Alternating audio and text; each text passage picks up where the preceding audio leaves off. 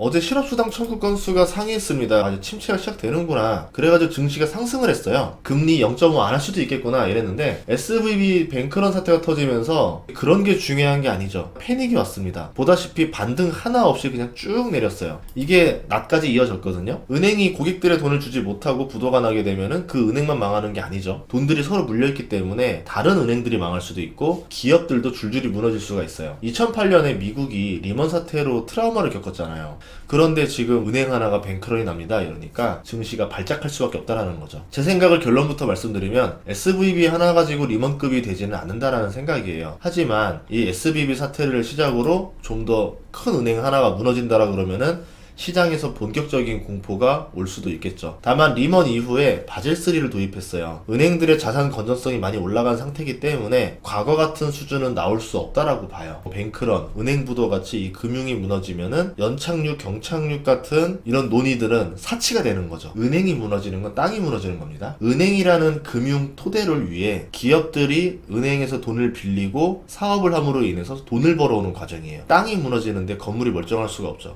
보통 금융위기가 왔을 때 기업들이 많이 무너지죠. 은행들도 무너지지만 실업률이 치솟고 경기가 침체됩니다. 그 와중에 지금 물가가 안 잡혔어요. 나중에 잡힐 수는 있겠죠. 물가가 잡히는 게 선행이 아니라 후행의 성격을 띠기 때문에 연준에서는 아직 물가 지표가 높은데 금리 인상 멈춰야 되는 거야? 난감해할 수 있어요. 그러다 골든타임을 놓쳐서 더 큰 무너짐이 나올 수도 있다라는 거죠. 물론 이제 거기까지 안 가길 바라야 되겠죠. 그리고 대형 은행들 건전성을 보면은 2007년, 2008년 때랑은 완전히 달라요. 많이 건전합니다. 다만 이제 이런 우려들이 나온다는 것 자체가 증시에는 좋은 게 아니라는 거죠. 그래서 이것들을 논할 단계는 아니지만 시장에서는 이거를 원할 수도 있어요. 파월이 금리를 계속 더 올리려고 하는 상황에서 작년 10월달에 영국 연기금 파산 우려 사태처럼 겁을 주는 거예요. 정말 금리 더 올릴 거야? 시장이 무너질 것 같은데? 은행이 무너질 것 같은데? 괜찮겠어? 견딜 수 있겠어? 하면서 이런 뉴스들로 압박을 주는 겁니다. 그러면은 연준이 금리 인상을 억제할 수밖에 없겠죠. 0.5 할 거 0.25밖에 못하는 거고 0.25로 3번 할 거 0.25로 한 번이나 두 번밖에 못하게 만들 수 있겠죠. 여기다가 지표들이 경기 침체라던가 물가 하락, 실업률 상승을 보여주게 되면은 연준도 향후 금리 인상에 부담을 느낄 수가 있겠죠. 그러면 증시도 오히려 상승할 수가 있어요. 물론 이런 경우는 있겠죠. 이렇게 압박을 주는 상태에서 물가는 떨어지질 않는 거예요. 그러면 연준 입장에서는 이제 딜레마에 걸리는 거예요. 뭘 택할 것인가. 이거에 따라서 증시가 변동될 수 있다. 최근보다 변동성이 더 많아질 수 있는 증시가 될 수 있습니다.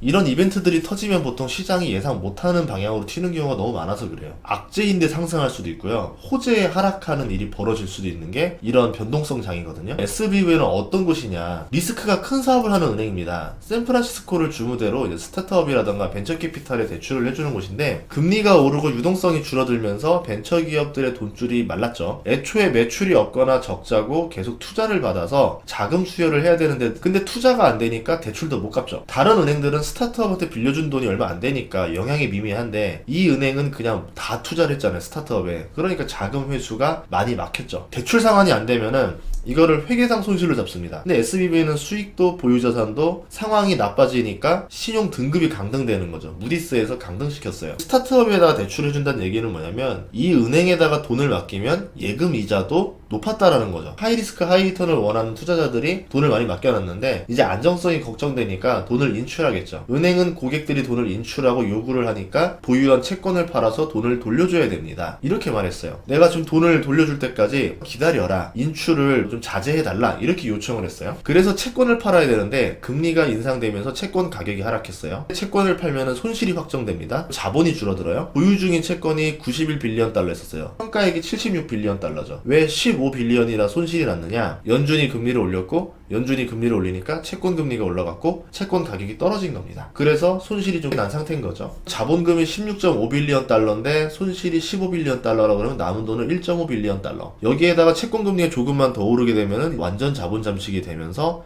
파산할 수도 있다라는 거죠. 이번에 매각할 채권 금액이 28.6빌리언 달러인데 평가액이 26.1빌리언 달러 했었어요. 매각하고 1.5빌리언 달러 손실이 났고요. 뱅크런 특성상 이렇게 인출 압박이 계속 오는 상태고 파월이 말하는 대로 계속 기준금리를 올려나간다 그러면은 채권 금리가 다시 올라갈 거예요. 지금도 떨어졌다가 4%를 찍었잖아요. 그러다가 오늘 사태가 터지면서 3.8로 떨어졌는데 파월이 계속 기준금리 올리겠다? 미국채 금리가 4를 넘어갈 수도 있겠죠. 보통 4를 넘어가는 거를 시장에서는 되게 좋지 않게 않게 봐요. 한계 금리를 넘어갈 수 있다. 기업과 은행들이 이제는 못 버티는 수준으로. 그래서 SBV도 자산 손실이 커질 거 뻔하니까 어떻게 합니까? 완전 자본 잠식을 막으려면은 방법이 하나밖에 없죠. 유상 증자. 15% 정도를 희석할 거예요. 그러면 이렇게 하면 회생이 가능하냐? 저는 불가능하다고 봅니다. 정상적인 은행이 아니잖아요. 애초에 사업 구조가.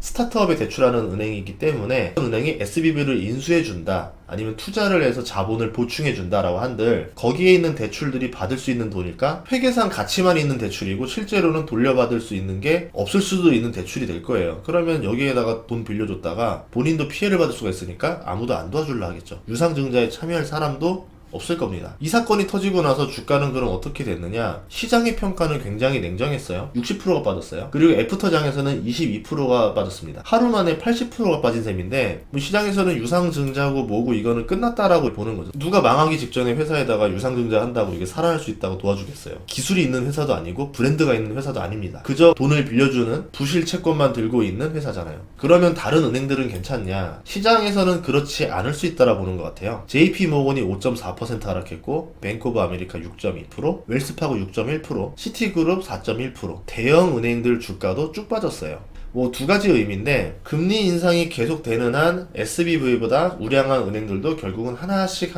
아랫단부터 무너질 수밖에 없다라는 뜻입니다. 비우량 고객들 순으로 대출 상환을 못할 거고, 은행은 현금을 맞추기 위해서 채권 손실을 보고 팔아야 되고, 자본이 나빠지고, 신용 등급이 떨어지고, 고객들의 인출은 거세지고, 이렇게 차근차근 우량 등급 고객들 위로 올라오겠죠. 이런 과정으로 2007년 서브프라임으로 시작해서 2008년에 5대 투자은행인 리먼이 파산했기 때문에 불가능하다라고 볼 수는 없는 일인 거예요. 그리고 두 번째는 뭐냐면은 이 과정에서 경기가 많이 침체가 되겠죠. 그럼 은행들은 돈을 빌려줄 곳이 없죠. 그럼 매출은 줄어들고 돈 빌려줄 때는 없고, 경기는 침체되니까 투자해서 돈 벌 때도 별로 없고, 투자은행들도 먹고 살기가 어려워지는 겁니다. 연준이 물가를 제대로 잡지도 못한 상태에서 은행들이 벌써 이렇게 한계금리에 도달하면서 수익성이 나빠질 수도 있다라는 것을 보여주는 사건이 된 거죠. SVB 사업 구조가 불량하니까 그럴 수 있다라 보지만, 나중에 미국 지방은행 하나가 쓰러진다라 그러면 이건 얘기가 달라지죠. 정통적인 사업 구조를 가진 은행이 무너졌다라는 거는 대형 은행도 무너질 수 있다라는 경고가 되는 거죠. 그래서 중요한 거는 제2의 뱅크런이 지방은행이 돼서는 안 됩니다. 전통적인 사업을 하는 은행에 영향을 준다라 그러면은 시장에서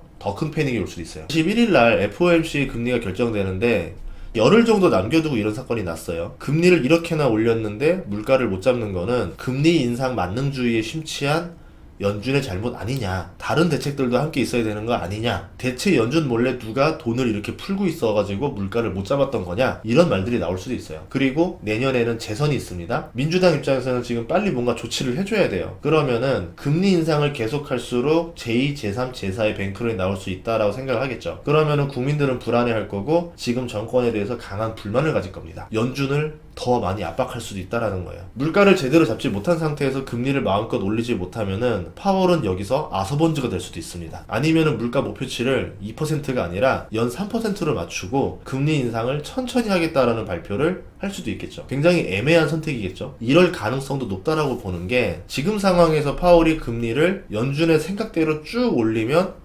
은행들이 불안해지고, 반대로 여기서 금리 인상을 중단하면은 물가를 또 포기해야 되는 거고 딜레마에 빠져 있는 상황이거든요. 그래서 연준은 신중하게 하려다 보니까 중간적인 선택을 할 가능성도 있다라고 보고 있습니다. 최근 들어서 약간 행보장이라서 사람들이 마음 편하게 투자를 하고 있었는데 다시 또 변동성이 심해지는 구간에 도달한 것 같습니다. 잘 지켜보시면서 대응하시기를 바라도록 하겠습니다. 다음 시간에도 좋은 정보로 찾아뵙겠습니다. 구독과 좋아요, 알림 설정 부탁드릴게요. 고맙습니다.